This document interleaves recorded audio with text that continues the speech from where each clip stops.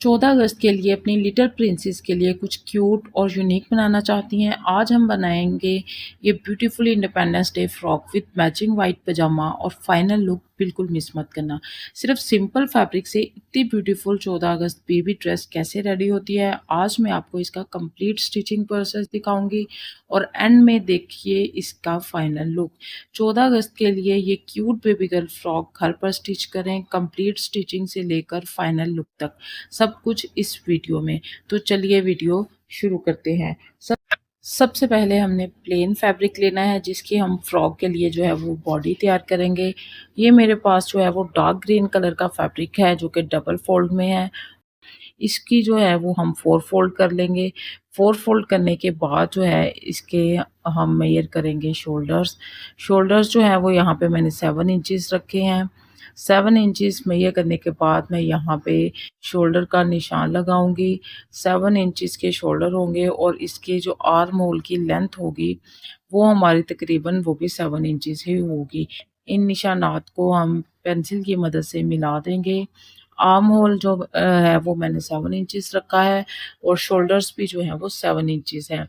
अब जो है वो हम ऊपर की तरफ से जो बॉडी का शोल्डर वाली साइड होती है वहाँ पे हाफ इंच जो है वो मार्क करूँगी और हाफ इंच मार्क करने के बाद जो है वो यहाँ से मैं तिरछी कटिंग करूँगी। जो फैब्रिक की खुली वाली साइड है उस साइड से जो है वो फैब्रिक की बंद वाली साइड की तरफ हाफ इंच मार्जिन रखकर जो है वो मैं इसकी तिरछी कटिंग कर दूँगी। इससे हमारे शोल्डर्स जो है वो अच्छे से बैठ जाते हैं। अब जो है मैंने शोल्डर्स का निशान लगाया था 1 इंच अंदर की तरफ मार्जिन रखते हुए जो है वो मैं इसको राउंड शेप दे लूँगी और राउंड शेप देने के बाद यहाँ पे हम जो है वो अपने आर्म होल की कटिंग कर लेंगे। आर्म होल की कटिंग करने के बाद फ्रंट और बैक की इकट्ठी कटिंग करने के बाद जो है अब हम फ्रंट और बैक को अलग-अलग कर लेंगे। फ्रंट बैक को अलग-अलग करने के बाद जो हमारी फ्रंट साइड होगी बॉडी की उस फ्रंट साइड पे जो है वो हम आर्म होल की कटिंग जो है वो थोड़ी गहराई में करेंगे। तकरीबन हाफ इंच जो है वो आर्म होल जो है वो हम अंदर की तरफ जो है वो इसकी कटिंग जो है वो गहराई में करेंगे। इससे हमारे जो शोल्डर्स के यहाँ से कपड़ा उठता है वो नहीं उठेगा बल्कि बहुत अच्छी शेप जो है वो आएगी। ये मेरे पास एक ऑर्गेन्जा पैच है, ऑर्गेन्जा पे जो है वो एम्ब्रॉयडरी हुई हुई है। इसका जो है वो हम गला जो है नेक बनाएंगे इस फ्रॉक के लिए। इसके लिए जो बॉडी का फ्रंट पार्ट है उसको डबल फोल्ड करने के बाद जो है वो इस पे मैं निशान मेजर कर लूँगी। ये हमारे पास शर्ट का जो बॉडी का बैक पार्ट है इसका हम बैक नेक जो है वो मेजर करेंगे। 2 इंच मैंने इसकी चौड़ाई रखी है और गहराई भी मैंने 2 इंच ही रखी है। इस तरह से निशान लगाने के बाद जो है वो राउंड नेक जो है वो मैं कट कर लूँगी। ये हमारे जो है वो बैक बॉडी जो है उसका गला जो है वो कट कर दिया है। 2 इंचेस मैंने रखा है क्योंकि नीचे फिर बटन लगाने के लिए मैं जो है वो नीचे की तरफ जो है वो कट भी लगाऊंगी। अब यहाँ पे जो बॉडी है उसको भी हम नीचे से शेप दे लेंगे। तकरीबन जो फैब्रिक की खुली वाली साइड है वहाँ से 1 इंच मार्क करने के बाद जैसे ही हमने फैब्रिक की बंद वाली साइड की तरफ आना है तो इसको तिरछी करते हुए इस कटिंग के साथ जो है वो मिला देना है। 1 इंच की कटिंग जो है वो हम बॉडी के इस हिस्से से करेंगे। अब सेंटर में जो है वो मैंने छोटा-सा कट लगा लिया है और जो हमारा नेक है, एम्ब्रॉयडर्ड नेक है जो कि ऑर्गेन्जा पे बना हुआ है, उस पर भी मैंने छोटा-सा कट लगा लिया है।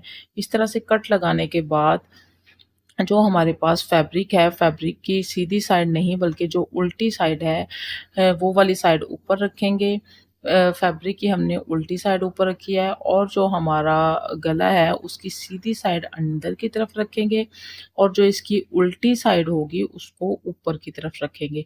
इस तरह दोनों कट्स को मिलाते हुए जो है वो हम सिलाई मशीन की मदद से यहाँ पे सिलाई चला देंगे। सबसे पहले जो है वो हम सेंटर में जो है वो सिलाई चलाएँगे ताकि हमारा गला जो है वो इधर-उधर ना जाए बल्कि अपनी जगह पर फिक्स रहे। इस तरह से सेंटर में सिलाई चलाने के बाद जो है वो जो एम्ब्रॉयडरी जिस तरह से राउंड शेप में है उसी तरह से राउंड शेप में जो है वो मैं गले की सिलाई लगा लूँगी। जैसा कि आपको नज़र आ रहा है, यहाँ पे पहले मैंने सेंटर में सिलाई लगाई है ताकि हमारे गले का जो सेंटर है वो इधर-उधर ना जाए बल्कि अपनी जगह पर फिक्स रहे। इस तरह से अब जैसे-जैसे एम्ब्रॉयडरी है वैसे-वैसे एम्ब्रॉयडरी के साथ जो है वो मैं मशीन की सिलाई चला दूँगी। अब यहाँ पे हमारी सिलाई कंप्लीट हो चुकी है राउंड में। अब जो है जितना भी अंदर एक्स्ट्रा फैब्रिक है उसको मैं सीज़र की मदद से कट कर दूँगी। सीज़र की मदद से एक्स्ट्रा फैब्रिक अंदर से कट करने के बाद जो है वो मैं राउंड नेक में छोटे-छोटे से कट लगा लूँगी ताकि हमारा नेक जो है वो अच्छे से फ़ोल्ड हो जाए। इस तरह से छोटे-छोटे कट लगाने के बाद जो है वो मैं गले को अंदर की तरफ फ़ोल्ड कर दूँगी। फ़ोल्डिंग करने के बाद हमारा जो नेक है उसकी सीधी साइड ऊपर आ चुकी है और जो फैब्रिक है उसकी भी सीधी साइड जो है वो ऊपर आ चुकी है। इस तरह से इसको अच्छे से सेट करने के बाद इस्त्री से प्रेस करने के बाद जैसे-जैसे हमारी एम्ब्रॉयडरी है उसके साथ-साथ जो है वो मैं मशीन की मदद से सिलाई चला लूँगी। यहाँ पर जो है वो मैं अपनी एम्ब्रॉयडरी सबसे पहले राउंड नेक को जो है सिक्योर करूँगी, उसके राउंड पे जो है वो मैं सिलाई चलाऊँगी। राउंड नेक पे सिलाई चलाने के बाद जो है, जिस तरह से एम्ब्रॉयडरी का पैटर्न है, उस एम्ब्रॉयडरी के पैटर्न को फ़ॉलो करते हुए मैं जो है वो गले पे सिलाई चला दूँगी। इस तरह से हमारा एम्ब्रॉयडरी नेक जो है वो तैयार हो जाएगा। बिल्कुल किनारे पे सिलाई चलानी है और सिलाई चलाने से पहले आपने जो है वो धागा जो है वो चेंज कर लेना है, वो उसी कलर का होना चाहिए जिस कलर का आपका नेक है, क्योंकि इससे फिर जो है नीट लुक आएगी गले की और कलरफुल धागा जो है वो ऊपर अच्छा नहीं लगता। तो इस तरह से आपने सेम धागा जो है वो यहाँ मशीन पे में फ्रंट गला डाल लेना कंप्लीट है हो और चुका था। उससे इसको जो है कंप्लीट करने के बाद एम्ब्रॉयडरी के साथ ही मैंने पैटर्न को बैक फॉलो वाले करते जो हुए राउंड आपने नेक में सिलाई कटिंग की चलानी थी है। उसको कपड़ा लगाने के बाद जो है वो मैंने अंदर की तरफ फोल्डिंग कर दी थी और नीचे जो है इस तरह से मैंने छोटा सा कट दिया है। उस छोटे से कट को कपड़ा लगाने के बाद इस तरह से सीज़र की मदद से मैं अंदर कट लगा दूँगी। छोटा सा कट लगाने के बाद इस कपड़े को जो है वो हम अंदर की तरफ फ़ोल्ड करेंगे। इस तरह से पीछे जो है वो हम एक छोटा-सा बटन जो है वो अटैच करेंगे ताकि गले को पहनने में आसानी हो और गले पहनते हुए कोई मुश्किल ना आए। इस तरह से हमारा बैक नेक भी तैयार हो चुका है।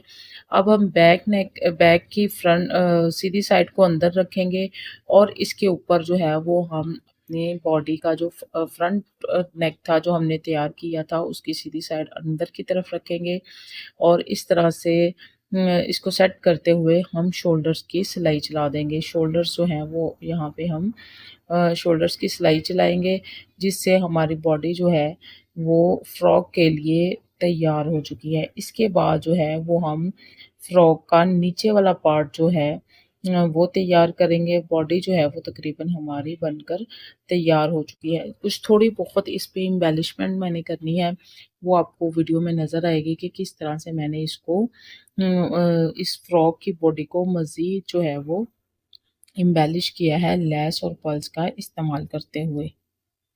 यहाँ पे जो है वो बॉडी हमारी तैयार हो चुकी है। ये मेरे पास वाइट कलर में लेस है जिसमें छोटे-छोटे से फ्लावर्स बने हुए हैं। इन फ्लावर्स को मैं सीज़र की मदद से कट कर लूँगी। सीज़र की मदद से कट करने के बाद इस तरह से मैं अपनी बॉडी पर जैसे एम्ब्रॉयडरी फ्लावर होते हैं कुछ उस तरह से इनका इस्तेमाल करूँगी। इन फ्लावर्स को रखने के बाद एक-एक पर्ल जो है वो मैं इनमें ऐड कर दूँगी। तो इस तरह से फ्लावर्स और पर्ल्स ऐड करने के बाद बॉडी की फाइनल लुक और ये जो पीछे मैंने कट लगाया था वहाँ पर जो है वो मैंने बटन भी अटैच कर लिया है।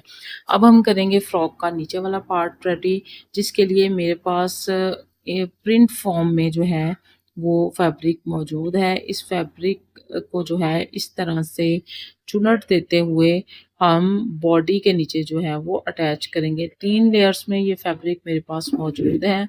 तो तीनों लेयर्स को मशीन की मदद से चुनट डालकर हम फ्रॉक की बॉडी के साथ अटैच करेंगे। यहाँ आप देख सकते हैं कि इस फैब्रिक की टोटल जो चौड़ाई है वो 5 इंचेस है।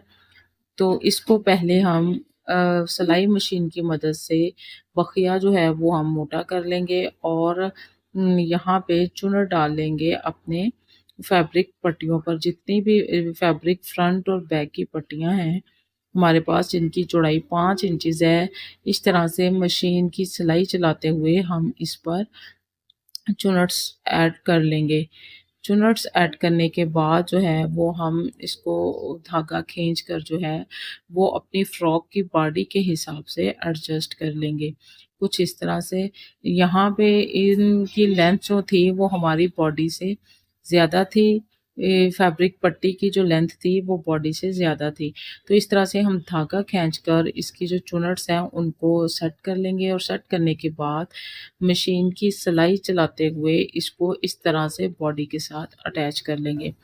चुनट्स को सिलाई के साथ अटैच करने के लिए जहाँ पे मैंने चुनट्स की सिलाई लगाई थी बिल्कुल उस पर बकिया रख कर जो है वो मैं इसको फ्रॉक की बॉडी के साथ जो है वो अटैच कर दूंगी। सिलाई चलाते हुए आपने चुनट्स को भी साथ साथ जो है वो हाथ से सेट करते जाना है ताकि हमारी चुनट्स जो हैं वो पूरी फ्रॉक में फ्रॉक के सेंटर में और साइड्स में जो है वो इक्वली नज़र आए।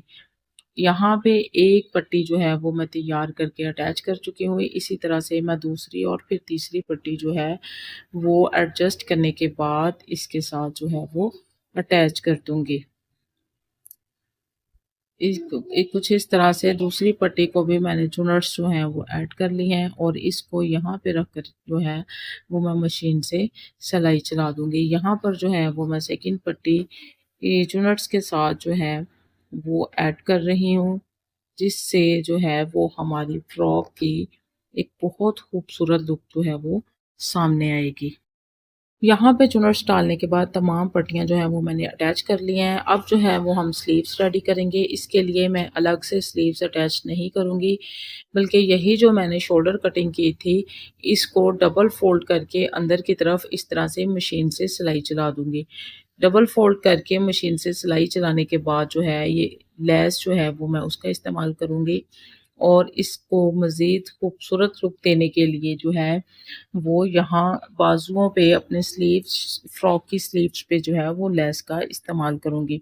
इस तरह से हमने डबल फ़ोल्ड करना है और डबल फ़ोल्ड करने के बाद जो हमने शोल्डर्स की कटिंग की थी, उनको इस तरह से अंदर की तरफ फ़ोल्ड कर देना है और मशीन से सिलाई चला देनी है। क्योंकि छोटी बच्चियों के स्लीवलेस ड्रेस पहने हुए अच्छे लगते हैं। बाजू जो हैं अगर आप चाहें तो यहाँ पे शोल्डर्स के साथ बाजू अटैच कर सकती हैं, लेकिन यहाँ पे मैं बाजू अटैच नहीं करूँगी बल्कि फ़्रॉक को स्लीवलेस ही रखूँगी। तो स्लीवलेस रखने के लिए मैंने वही जो हमारी शोल्डर्स की कटिंग थी उसको डबल फ़ोल्ड करते हुए इस तरह से अंदर की तरफ उसकी फ़ोल्डिंग कर दी है। इससे हमारे स्लीव्स जो हैं उनकी एक नीट लुक जो है वो देखने को मिलेगी और रफनेस जो है वो ख़त्म हो जाएगी। इस तरह से डबल फ़ोल्ड करने के बाद सिलाई कंप्लीट करने के बाद मैं जो है वो लेस का इस्तेमाल करूँगी और इसके ऊपर इस सीधी साइड जो है वो हमारे फ्रॉक की सीधी साइड है और लेस की भी सीधी साइड ऊपर है। इस तरह से ऊपर रखते हुए लेस अटैच कर दूँगी। लेस अटैच करने के बाद अब जो है वो हम साइड्स की सिलाई जो है वो इस तरह से लगा लेंगे। तमाम हमारी जो है वो दोनों स्लीव्स तैयार हो चुके थे। इस तरह से मैंने साइड्स की सिलाई चला दी है और फ्रॉक की कुछ फाइनल लुक इस तरह से हमारे सामने आई है, जो कि दिखने में बहुत ही खूबसूरत लग रही है। इस तरह से स्लीव्स पे भी मैंने लेस का इस्तेमाल किया है और जो बॉडी सिंपल थी उसमें भी मैंने लेस और पर्ल से एम्बेलिशमेंट कर दी है। आप देख सकते हैं कि चुनट्स का इस्तेमाल करने से हमारी फ्रॉक का फ्लेयर जो है वो कितना ज़्यादा आया है। फ्रॉक जो है वो ज़्यादा फ्लेयर में ही पहनी हुई अच्छी लगती है, कम फ्लेयर में फ्रॉक पहनी बिल्कुल अच्छी नहीं लगती है। तो इस तरह से जब मशीन से चुनट्स का इस्तेमाल करेंगे तो आपके फैब्रिक का फ्लेयर जो है वो बहुत खुला हो जाता है और फ्रॉक के नीचे जो है वो मैंने लेस ऐड कर दी थी, जिससे फ्रॉक की लुक जो है और ज़्यादा इन्हेंस हो गई है। इस फ्रॉक को हम इस वाइट पजामे के साथ पेयर करेंगे क्योंकि 14 अगस्त है, तो 14 अगस्त के हिसाब से वाइट और ग्रीन का कंट्रास्ट जो है वो किया जाता है। तो उसी थीम को मद्देनज़र रखते हुए मैंने ये जो है वो बेबी ड्रेस तैयार किया है। आपने कमेंट्स में मुझे बताना है कि आपको ये बेबी ड्रेस कैसा लगा। ये वीडियो अच्छी लगी हो तो इसको लाइक करें, अपने फ्रेंड्स एंड फैमिली के साथ ज़रूर शेयर करें और इसी तरह की मज़ीद डिज़ाइनिंग देखने के लिए मेरे चैनल स्टिच स्टूडियो को सब्सक्राइब कर लें। अल्लाह हाफ़िज़।